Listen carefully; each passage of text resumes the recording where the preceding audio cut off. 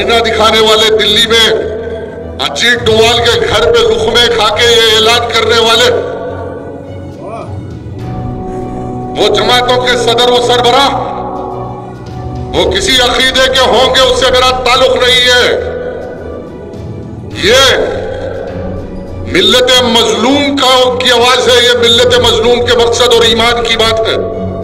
अजीत डोवाल के घर पे बैठ के बयान पे बयान दे रहे हैं कि जो हो गया उसे कबूल कर लो।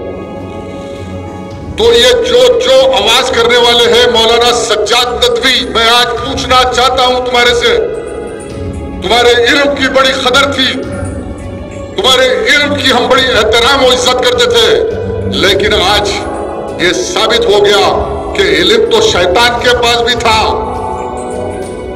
इल्म तो शैतान के पास भी था, जिसको अल्लाह ने धुतकार दिया था।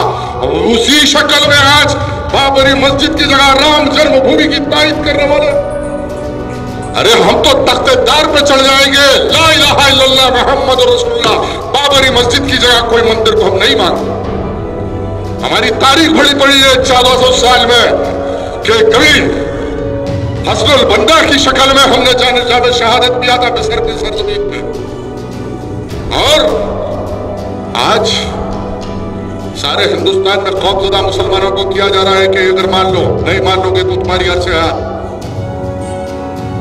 मौत, हयात, रिज़्क़, इज्जत, जिल्लत अल्लाह रब्बुल आलमीन के हाथ में है। कोई नरेंद्र मोदी और बीजेपी की गवर्नमेंट तुम्हारी इज्जत की गारंटी नहीं दे सकता, तुम्हारे रिज़्क़ की गारंटी कोई नहीं दे सकता।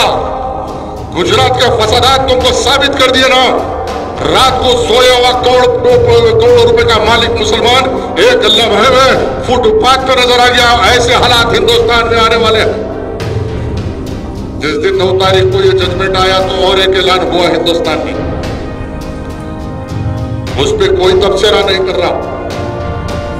हजरत अमानुल्लाह बरेलवी साहब से मुखातिब हो कि कोई एक बताओ, एक हिंदुस्तान में उठ के कहा कि मैं मुस्तरद करता हूं इस जजमेंट को, मैं उसके हाथ चूम लूंगा, मैं उसकी जूतियां सर पे रख लूंगा उस उलमा के, लेकिन किसी ने नहीं किया।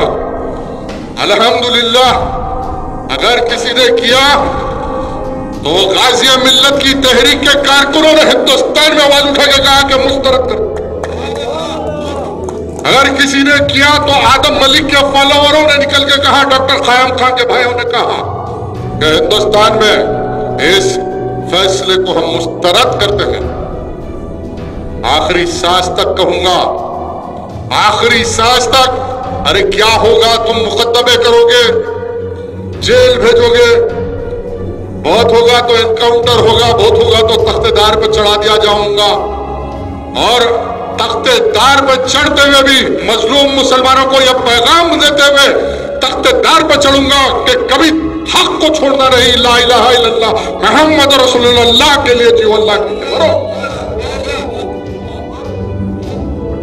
अब इनका मिनिस्टर, होम मिनिस्टर का बयान आया मेरे भाई, 9 तारीख, टीवी चैनल जो आज सारे इनसे कंट्रोल किए हुए हैं, और इनका होम मिनिस्टर राजनाथ सिंह आया और कहने लगा कि अब दूसरा काम, नेक्स्ट हमारा एजेंडा यूनिफॉर्म सिविल कोड है,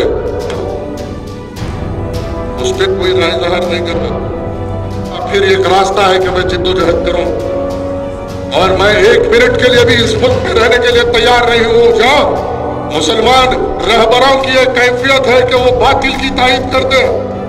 मैं छोड़ के जाना चाहता हूं इस मुल्क को, लेकिन फिर दिल ये एहसास दिलाता है कि पीठ दिखा के भागना मोमिन का शेवा नहीं है, मैदान में उतर के लड़ना है। आज अल्लाह का करम, मैं कल चाहूं तो मैं ये शहर, ये मुल्क छोड़ के कहीं भी जा सकता हूं, अपनी जिंदगी गुजार सकता हूं, लेकिन नहीं, ख्यालात तो ऐसे थे, लेकिन अब नहीं। अब ये लड़ाई लड़ना है और लड़ के रहना है। मैं तमाम मुसलमानों से अपील करता हूं कि ये तहरीक जब लड़ाई लड़ेगी, आपको भी इसके साथ खड़े होना पड़ेगा।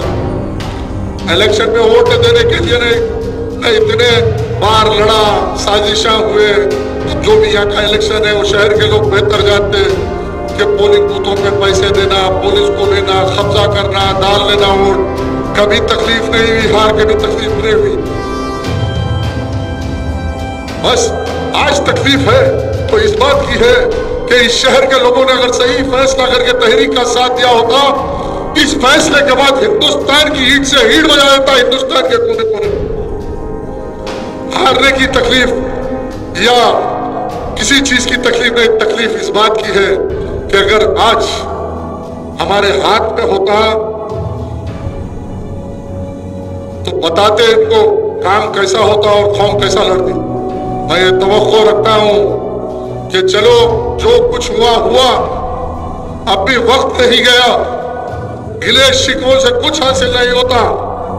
अगर इस लड़ाई में तमाम जो लड़ने वाले लोग हैं एक प्लेटफॉर्म पे आए तो अदना खादिम की हैसियत से मैं काम करने के लिए उन लोगों के लिए आज भी तैयार हूं।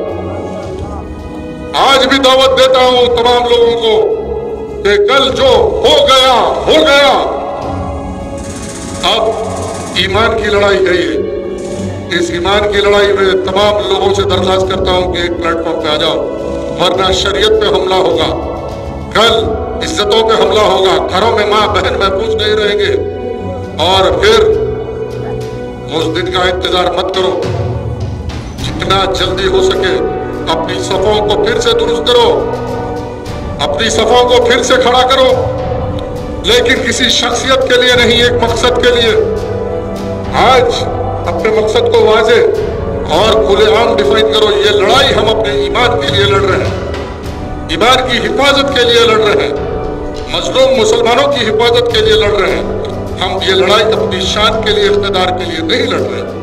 मेरी अल्लाह से दुआ है कि परवरदिगार कि हमको सब्र अता फरमा, हमको फिक्र सही से वाबिस्ता फरमा। हम में जो गलतियां हैं, गलत फहमियां हैं, भला तमाम मुसलमानों के गलतियों गलत फहमियों को दूर फरमा तेरे हबीब के सदक़े में। ऐ परवरदिगार, मैं एक अदना गुलाम की हैसियत से तेरे हबीब का वास्ता देता हूं कि सारे हिंदुस्तान के मुसलमानों को इस मकसद से वाबिस्ता कर। ऐ रब्बुल आलमीन, इन बातिल ताकतों से मुकाबला करने की हमको सलाहियत, फिरासत और हिकमत अता फरमा। आज फिरासत और हिकमत की जरूरत है, एक दूसरे से वाबिस्ता होने की जरूरत है। मैं तमाम मुसलमानों को इस मकसद से वाबिस्ता होने और इत्तेहाद की दावत देता हूँ। शामियाना बरे जिब्राइल पे हो, शामियाना बरे जिब्राइल का हो तुरबत पर, कुश्ते इश्क मोहम्मदी की ये पहचान रहे, कुछ रहे या ना रहे, ऐ वीर आखिरी सांस ईमान सलामत रहे। अस्सलाम वालेकुम।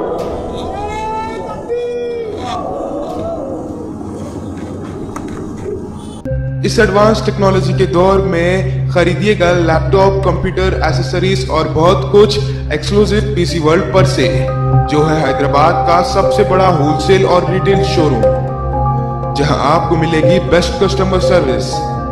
न्यू ब्रांडेड कंप्यूटर्स हो या यूज लैपटॉप्स या डेस्कटॉप्स, यहां आपको मिलेगा सब कुछ।